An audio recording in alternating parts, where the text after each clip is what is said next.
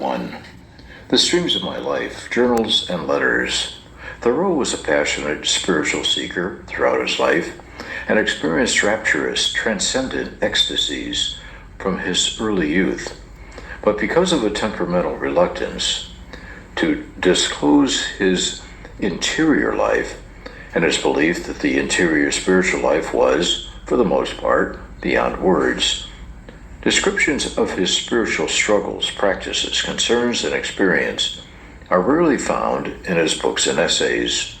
More revealing remarks regarding his spiritual self can be found in the journal he kept from the age of 20 to a few months before his death. The journal, which amounted to more than 2 million words, was first published in its entirety in 1906, and a revised edition that included newly discovered material was published by Princeton University in 8 volumes between 1981 and 2002. Another source for insight into Thoreau's spiritual concerns, including revelatory remarks about his own inner struggles, is the collection of 49 excellent letters he wrote to Harrison Otis Blake, a contemporary of Thoreau, who had asked him to serve as a spiritual mentor. See the introduction for more details. Thoreau's correspondence with Blake was not published in a separate edition until 2004.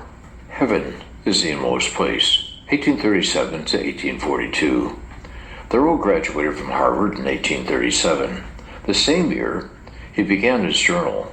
He and his younger brother John ran their own school for 3 years, beginning in 1839, and during this time Thoreau became friends with Ralph Waldo Emerson, who published his early poems and articles in his transcendentalist journal, The Dial.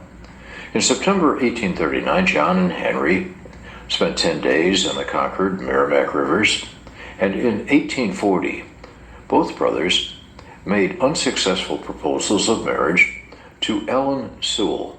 In 1841, Thoreau was invited to live in Emerson's home, working as a tutor, editorial assistant on The Dial, and handyman.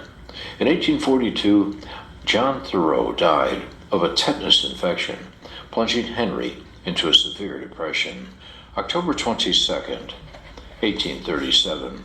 "What are you doing now?" he asked. "Do you keep a journal?" So I make my first entry today. To be alone, I find it necessary to escape the present. I avoid myself. How could I be alone? In the Roman emperor's chamber, upmirrored, I seek a garret. The spiders must not be disturbed, nor the floor swept, nor the lumber arranged. October 27th, 1837. The prospect is limited to Mount Nabscott and a nurse neck. The trees stand with boughs downcast like pilgrims beaten by a storm, and the whole landscape wears a somber aspect.